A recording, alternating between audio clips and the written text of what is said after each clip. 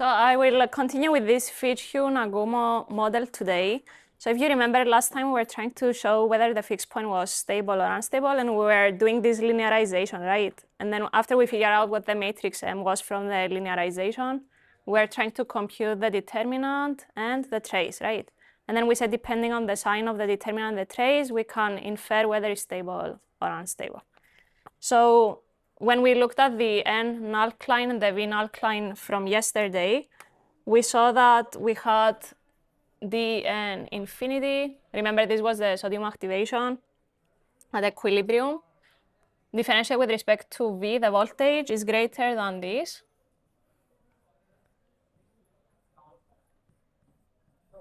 Where G equals to 0 was basically our nullcline, V nullcline. So we showed that this, from the form of the determinant, implied that we had that the determinant of the matrix from yesterday from the linearization was greater than 0. And basically, we also had to look at the trace. So the trace was the sum of the diagonal entries. And it was basically minus 1 over epsilon, the small parameter in the model, times dg dv, but evaluated at the fixed point n infinity, v equals to 0. And we're trying to show whether this is positive or negative. So basically, you can look at the graph that we had drawn for the V nullcline. And from that, if you try to infer the sign of dg dv at the fixed point, so let me write again, n infinity, v equals to 0, you could see that from the graph. And if we have this is true, then we also know that dg dv at this point is greater than some small negative quantity, right? If it's strictly positive than 0. So if you take this and put it in here, what does it show about the trace? This tells us that the trace is negative. So the fixed point is stable.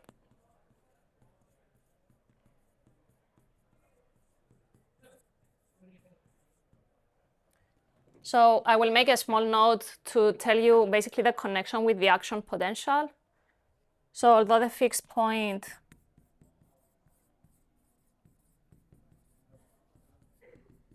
is stable,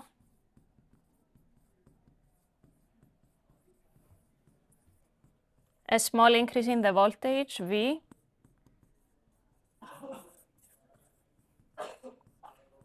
will lead to this large, will lead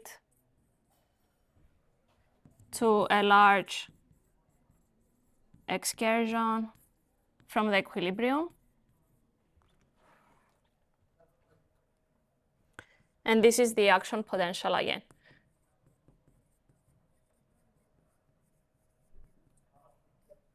So the whole point we did this basically was to show that you can have essentially this picture. This is a time axis, and then I apply some external voltage or current.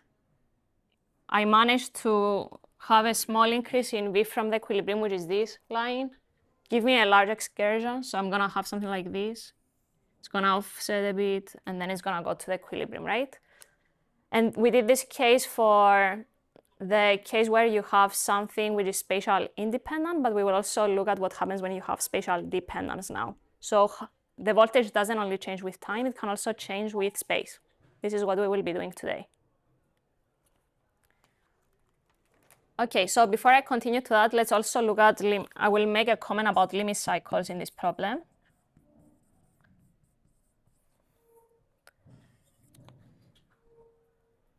So the difference to a conventional limit cycle where you keep going around that trajectory, right, is that here I need to input some small energy in the system in order to get that. Okay, this is the difference to a conventional limit cycle. So if we apply a current,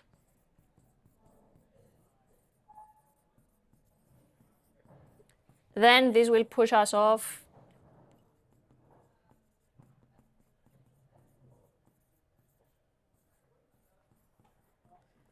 the equilibrium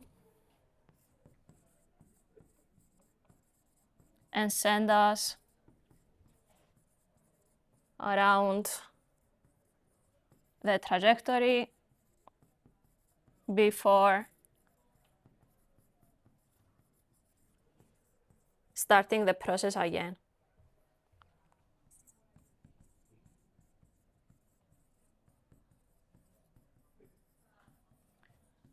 And we need a little bit of energy for this. Just a bit of energy.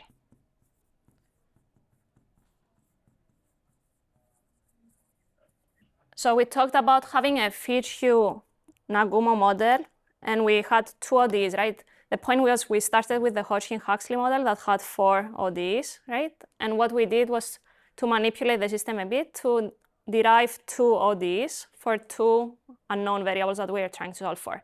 And the whole purpose of doing this is that it's more manageable. We can do the phase plane analysis, right, with 2 variables and look at the system.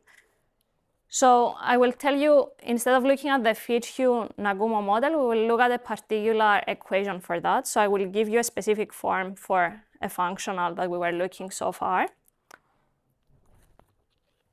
So the FitzHugh Nagumo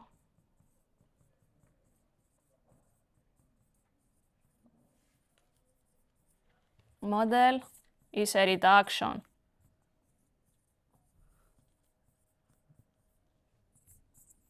of the 4D system from the Hodgkin-Huxley, sorry, this is what I want to write, model to a 2D system.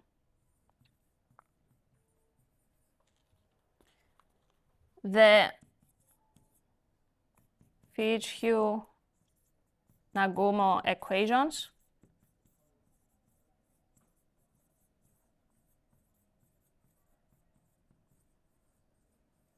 so this will be slightly different, are an analytically similar pair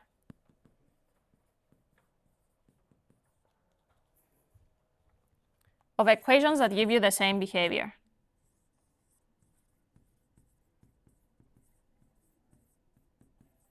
That have similar,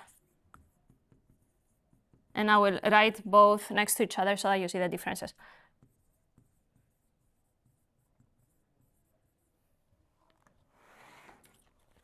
So on the left, I will write the model, and then here the equations. So we had this small parameter epsilon. It was multiplying the derivative of v. This was the dimensionless current. It was the difference between the output current and the applied current. And I'm going to subtract from this. This is what we did yesterday. And we also had dn dt is equal to n infinity v minus n, right? We had these 2. And this was, if you remember, it was dependent on the conductance, the voltages, and all these things. So this was an implicit function.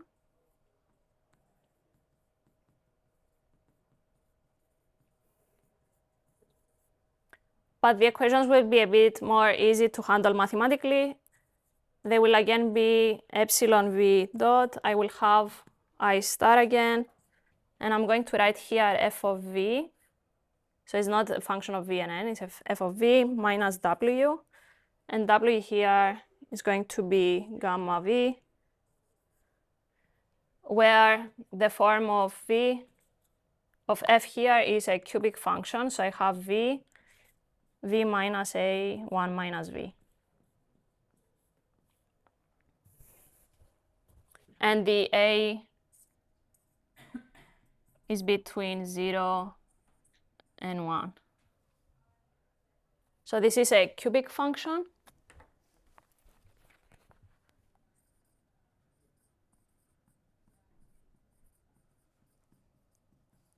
And this is a linear.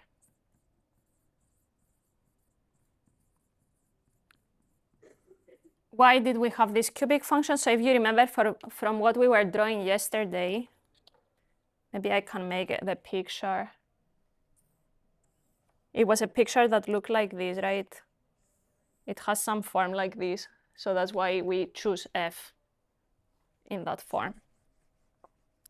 Okay, so basically today I will be working with these equations over here and analyzing the system. Okay, so maybe you should write a note here. These are easier to handle. And we will analyze this. Okay, so I will write here the title of the new subsection. This is section 3, I believe, in your type notes. So this is today wave propagation in neurons.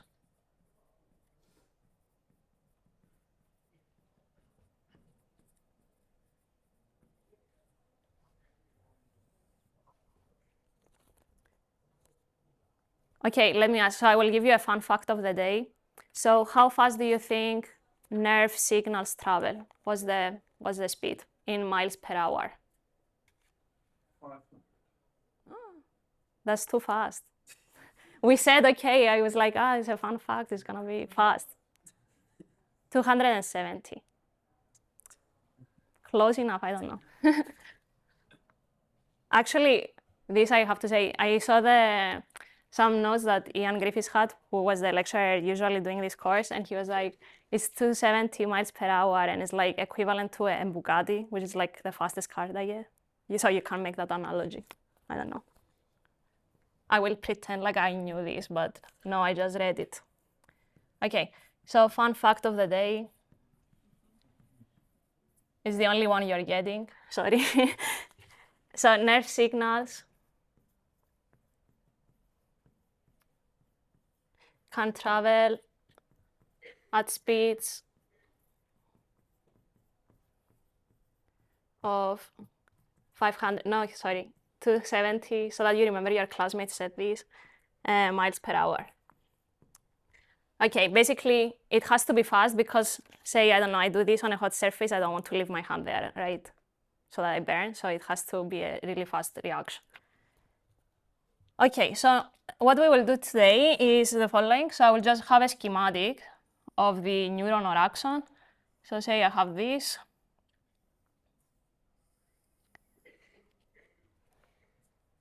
This is a neuron. And I'm gonna make here a small section.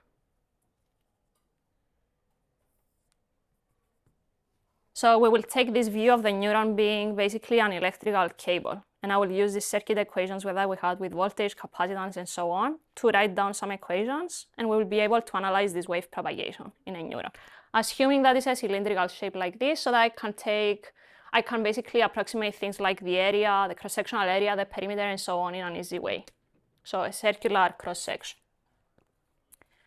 Okay, and the point of today's class is to explore spatial dependence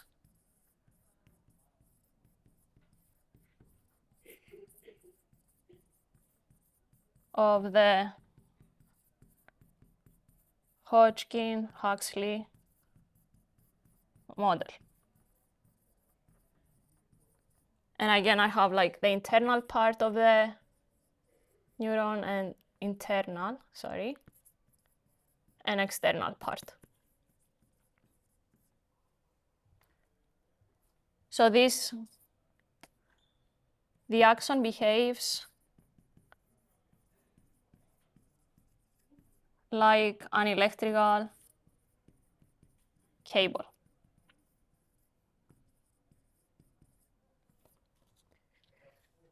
So now if I zoom in into this small section that I drew here, so this is basically this. If we zoom in into this section, I will denote this small distance here with delta x. And I will have some axial current that is going in and out. So the way we'll denote this is this is not 1, it's parallel. And I have some current coming out. This will change a bit because I have some small dimension here. So it's gonna be plus some small, let me do this again. delta I parallel. And while you have this process, you're also going to have some current leaking out of your electrical cable. So there will be some current, I will call it I perpendicular. And this is going to be times delta x. So maybe here I will write this is parallel. So what this I parallel is the axial current. And the I perpendicular is the transmembrane current per unit length.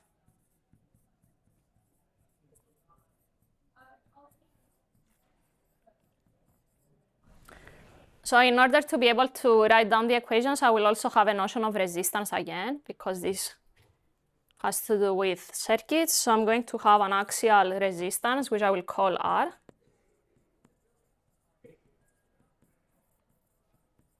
And finally, a capacitance per unit length. So notice I'm saying per unit length here. I will use after the area and so on to get what I want.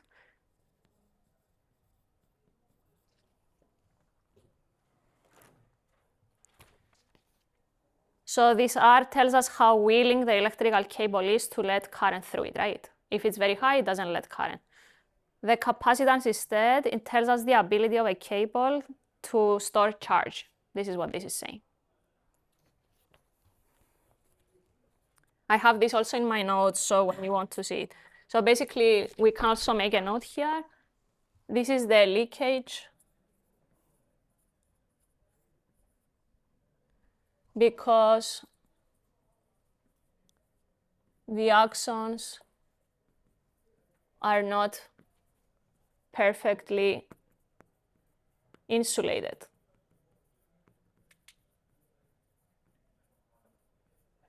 Okay, but it's going to be small. Yes? Why is the parallel one, the delta doesn't depend on the length? It does. Basically, it comes in here. So because you are also losing, right? It's not going to be the same. Is that what you're asking? No, why it doesn't depend on the distance? It's like the delta. It's just the way I have defined it. Because it's not axial current per unit length. Is that what you're asking? Whereas this one is per unit length. I mean, like, why leakage? So, like, the term that you add on it, like, is it? It doesn't depend on the length. It's always the same. Like the parallel that goes in and then goes out. I think this will be a function of the length. Okay. Yes.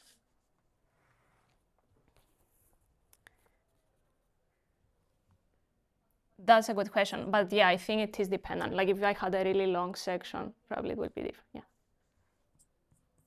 So in a small segment, delta x, the total charge, you can write it down to depend basically on this capacitance, which is the ability to store charge. So it's going to be C times V, the voltage, times delta x. So if you apply, basically what this is saying is that if you apply to something with capacitance C, the amount of V is going to give you this total charge. So I'm going to look now at the charge conservation. So we are going to see how this quantity changes with time. So we'll take the time derivative of CV delta x.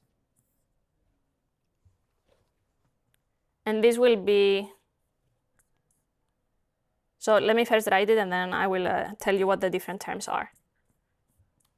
So this is plus delta I, and then minus, this is the leakage term. So I have delta x over here.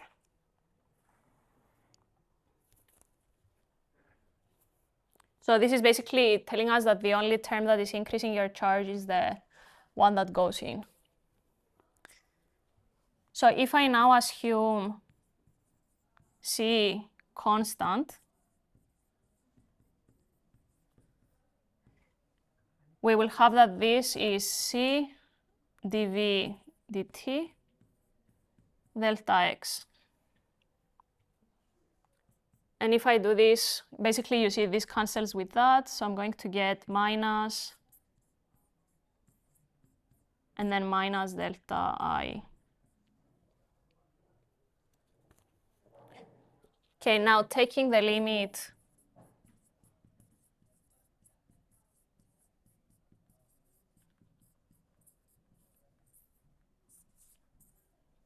we are going to basically now, oops, I should have written delta x here. You divide by delta x, this drop, and then I have divided by delta x here. I send this to 0 and I get a partial. So I'm going to get in here from this equation the following. C in dv dt is minus, this answers your question, right? It's a function of x. So I will name this star because I will use it. So I haven't defined yet, so I just put it in the sketch, but the I parallel or the axial current can also be written as a function that depends on the resistance of your cable, right? This is the axial current, so it's gonna depend on the axial resistance. And its formula is the following. So I have minus 1 over the resistance times a derivative of the voltage with respect to x. So now you just take this, plug it in here. I will have a second derivative. This is a constant. So I'm going to have a second derivative of v with respect to x. So let's say using this, we arrive at the following equation. Minus I perpendicular minus is going to be plus 1 over r d squared v dx squared. And I will also use this later. So I will name it dagger. So this has a name. This is called the telegraph equation.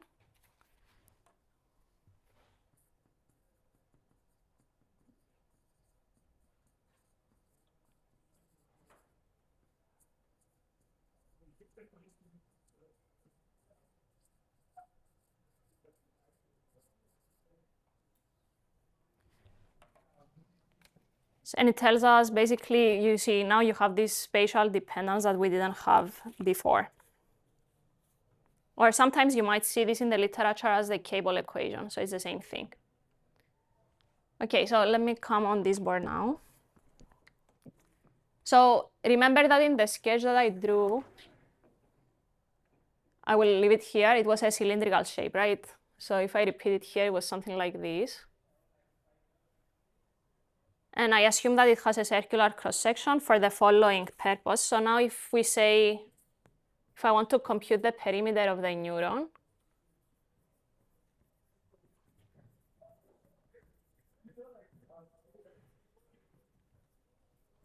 I'm going to have basically 2 pi r or 2 pi, sorry, pi in d, where this is the diameter.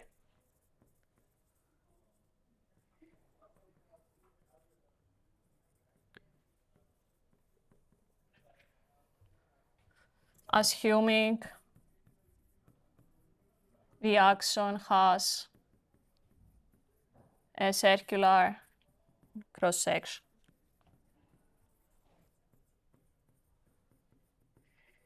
So then I will also now define the I perpendicular. So its form is the perimeter, so pi in d, times, and then I will have the difference between the outward ionic current and the applied current. So this thing is if you look at the note over there, is the transmembrane current per unit length. So this is current per unit length.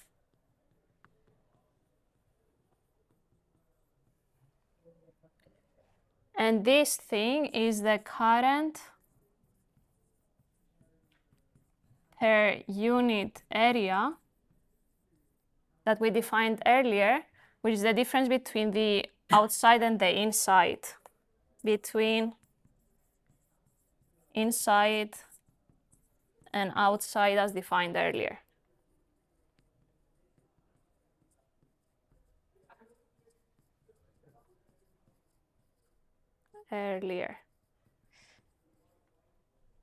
And the last thing I will need to input in the Dagger equation, apart from this, is the C. So the capacitance C is equal to P, and then I have Cm. So our previous evolution equations were involving Cm, right? This was the capacitance of the membrane, but it was again per unit area. So this is capacitance per unit area. You multiply by the perimeter and you get the capacitance per unit length as defined on that board over there. And now basically, since there is also the R term, and the R was the axial resistance, I'm going to define also R. So RC here denotes the resistance or the resistivity of a medium.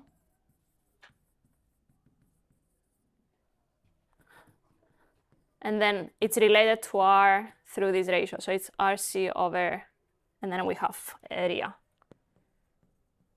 Where for this cross-sectional area, this is pi, and then I have pi R squared, so it's going to be over 4.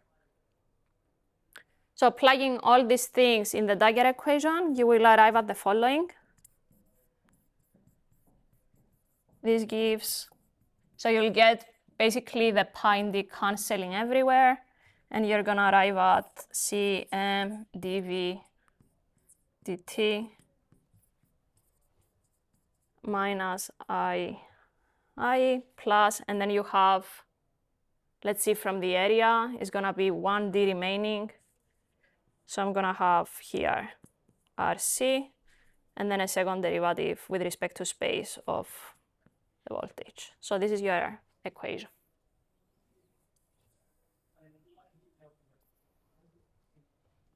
So D, remember, is the diameter of your neuron. And yeah, this is it. So now we will use this equation to do some non-dimensionalization and then analyze the whole system. So usual stuff, I will use it very similar to non-dimensionalization to yesterday.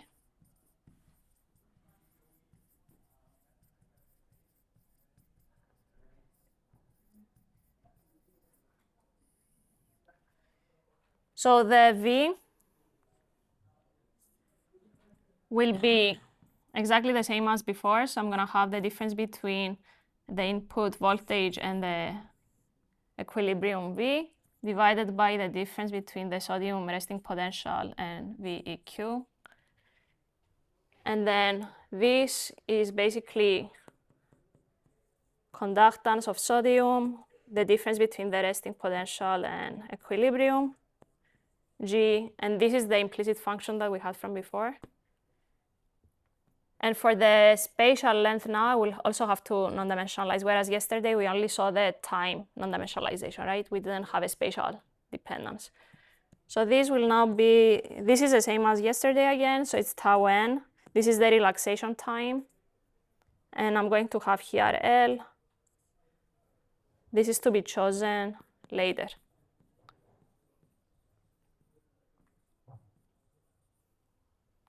So the rest is the same as before. Okay, so if you do this non-dimensionalization and put it there, what you end up with is epsilon. And then I have here a derivative of V with respect to time. I star, the same definition, minus G Vn plus, and now basically from this new thing, if you carry the non-dimensionalization out, you're going to get an epsilon squared term. And then here I'm going to have d squared V dx squared.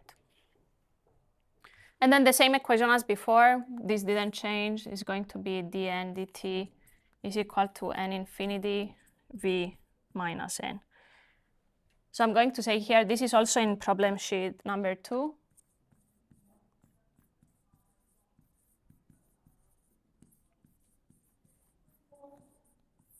For derivation.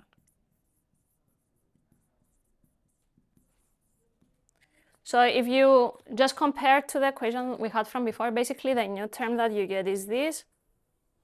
If we assume that there is spatial dependence, it just says that there is an extra diffusive term. This is this. So let's make a note. This is the space-dependent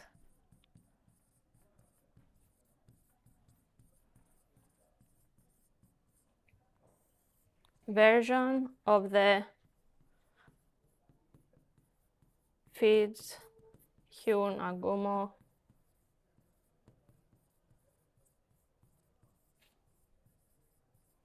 model.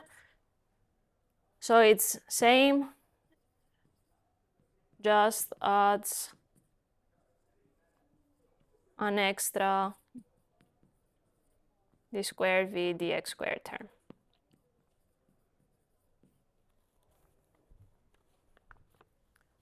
And finally, it's time to analyze it. So instead of using the g, as I alluded to at the beginning, I'm going to use this special analytic equation, which is the cubic. So this equation that I wrote is basically now dv dt. And then we have f of v minus w plus the same second derivative of v with respect to space. And then this one is no longer that, but it's instead what I wrote with the w. So it's going to be dw dt minus this, where f of v is equal to, and then we have v minus a, and 1 minus v. So this is instead the space-dependent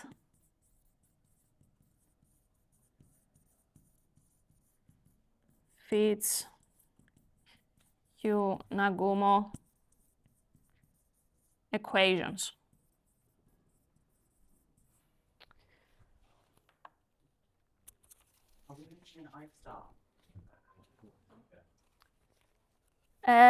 Are we missing it? Yeah, because I have it here, right? Yeah, I think it's missing it. Thanks, Dominic. I know why I'm missing. Basically, you can also just say it's going to be 0 as well in the analysis, and then, but yeah, thanks, that would be more correct. Okay, so in the rest of today, I will do a traveling wave solution. So I'm going to assume that if I want to study this signal propagation down the neuron, it's going to have a certain form. So it's going to be a traveling wave.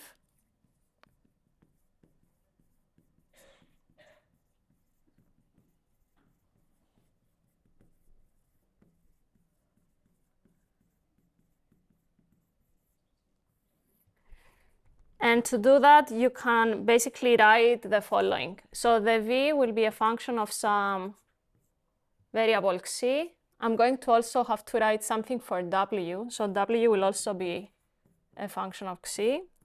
And then this is just convention. I will write ct minus x, and you can choose the sign of c.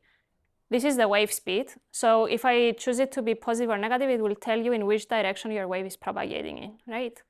So for us, I'm going to choose here today that c is greater than 0, and all this means is that the waves that we will draw at the end will go from right to left.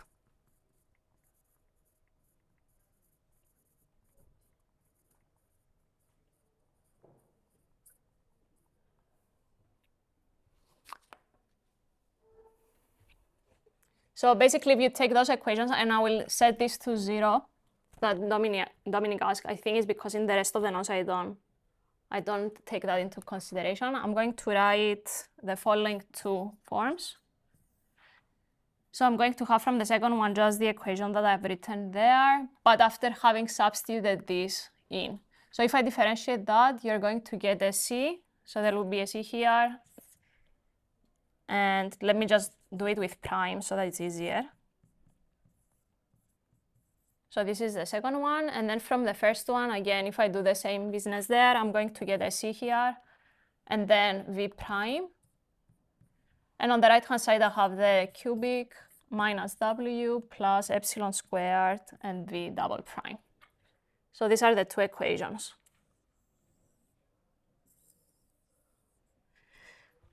Okay, so now the phase plane, maybe I shouldn't have done this. The phase plane analysis will be for V, W, and V prime. And when I write here primes, so that you don't forget, I just mean the primes denote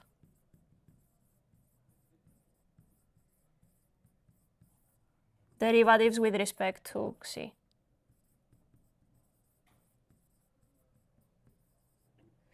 And I also need to assume some boundary conditions. So I will say what happens at positive and negative infinity. So here is also physical, so I will write down what it means. So I'm sending V and W to 0. As Xi, the spatial variable, is going to plus minus infinity. And this means that these solitary waves that we are looking at return back to the rest state when they are going to the end. So solitary waves in which the solution returns to the rest state at the end.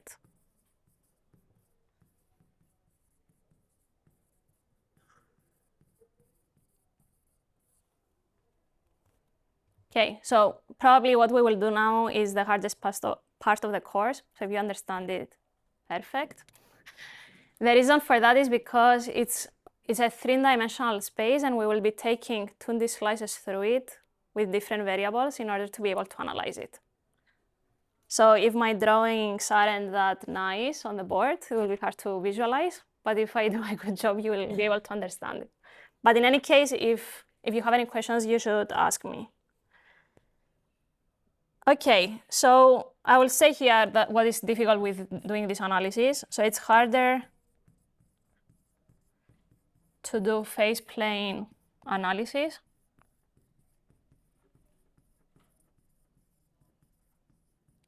with this, because the phase plane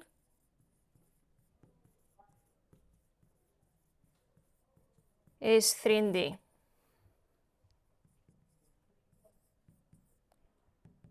And I already wrote there what the analysis should be in. And we also have this epsilon is the same as before, so we also have that this is small. So epsilon is much smaller than 1. So this allows us to make some progress.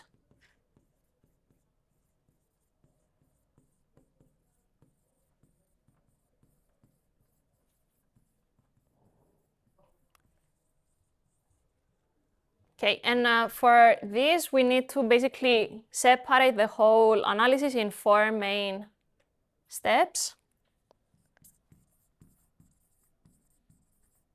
So there are 4 main, or different regions as you wish, different regions of behavior.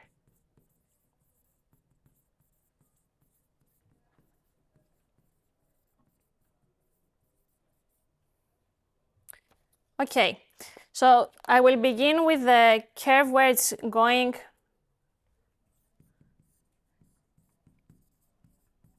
to be not on W is equal to f of v. So we aren't on the curve W is equal to f of v. Then we will see that we will quickly move to that curve.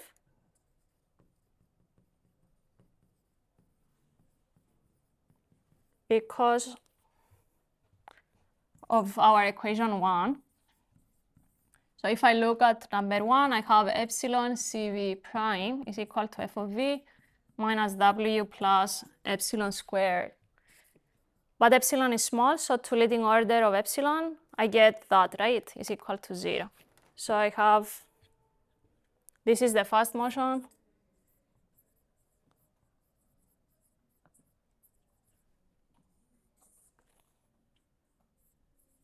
And this is some higher order correction.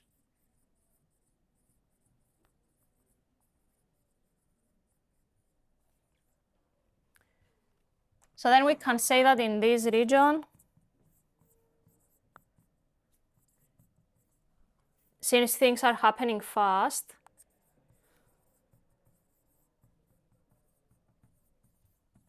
happen fast over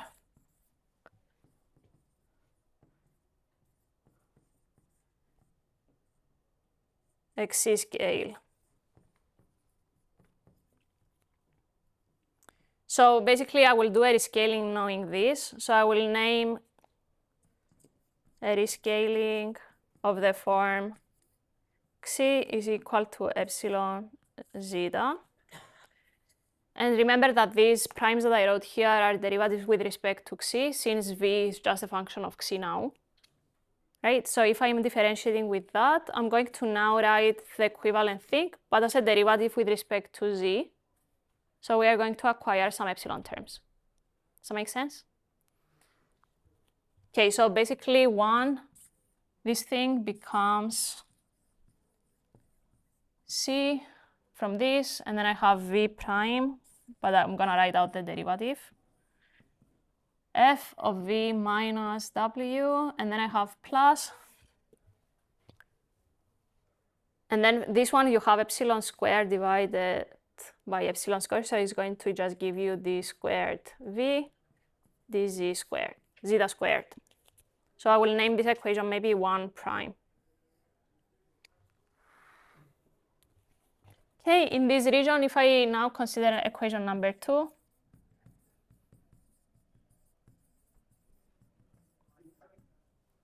basically we had cw prime is equal to gamma v minus this. So this was 2. So I will use the same rescaling that I did here. Remember, this is a derivative with respect to zeta. I will get a 1 over epsilon. This one doesn't have any derivative, so it doesn't change. So overall, you get a new equation of the form epsilon gamma v minus w. Correct? Okay. So now, basically,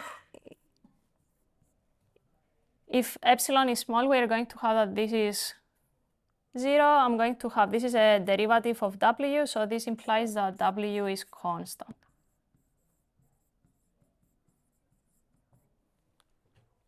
Now, if we move a little bit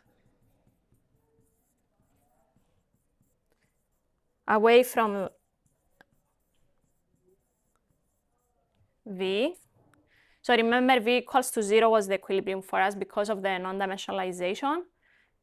So this means if I increase voltage and keep w is equal to 0, then this constant that I wrote here will be 0.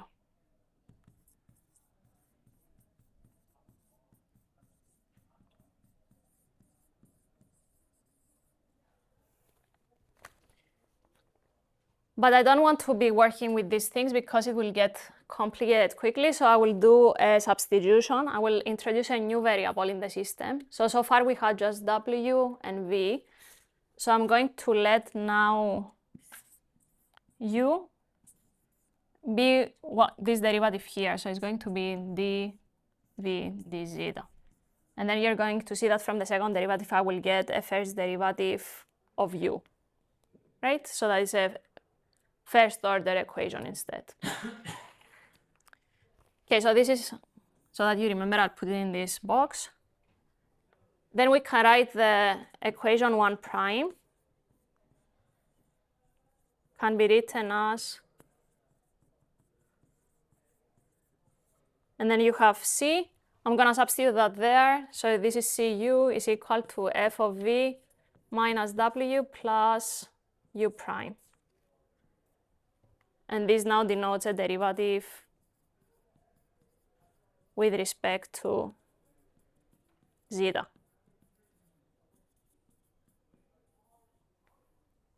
Is that okay?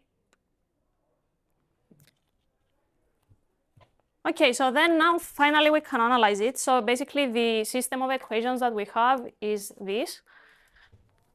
So I have whatever I have defined here. So v prime now, because the prime denotes a derivative with respect to zeta, is equal to u. And I also have u. If I rearrange that equation over there, is just cu minus f of v plus w.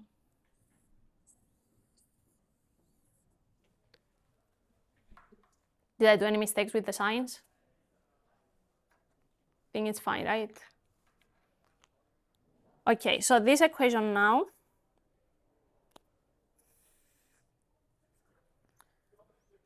we can do. Someone should tell me something. I can simplify it a bit. We can do phase plane analysis. So in the sentence above, I also wrote that w is 0, basically, right? So you can just omit this term. I'll just do this. So that's the whole point. Basically, why did we do this? We did this because originally, sorry to hide this for a second. So you remember I wrote that thing, right? Equation 1 and 2, and I said that this is a phase plane in v, w, and v prime, which is 3-dimensional. And we did this manipulation here to write it as this, where now what I have to analyze is just v and v prime, basically. So, and you will see exactly what I mean by that. So here also, I didn't write it, but this function is just the usual form that we are talking about today. So it's v minus a, 1 minus v. And this is important because when I'm analyzing equilibrium points and so on, I will be setting this to 0 and this to 0. And so you will be finding basically the equilibrium points from the fixed points of this equation here. So we'll have 0, a, and 1. And I'm going to draw these things in a second. Okay, so let's come here.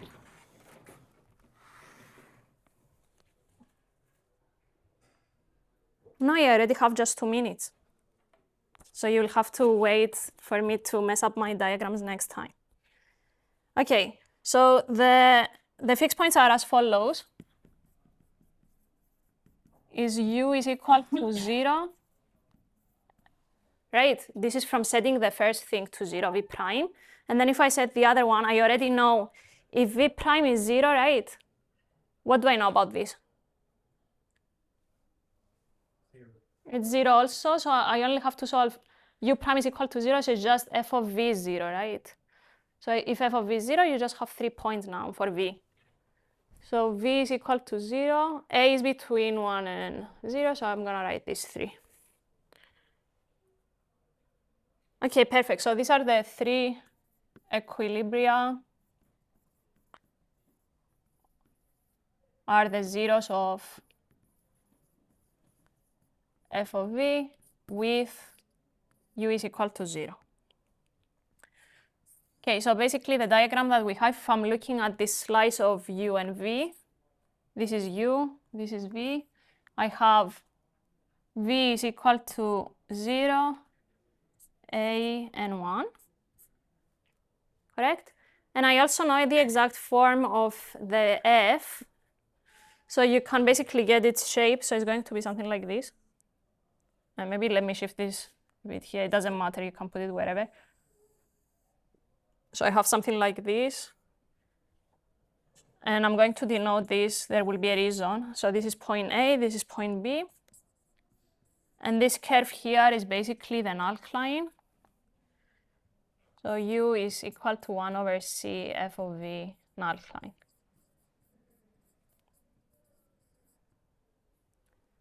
So next time, because I don't have time now to do it, I will basically do a linear stability analysis. where we will be able to show that these 2 points are saddles, and then I have also a node, right? So once you have all those things, you can also draw the trajectories in the phase plane, right? So this is hopefully something you have learned. Otherwise, yeah, we will also do it together, so it will make sense. So the v equals to a will be an unstable node. And that's it. Thanks for your attention.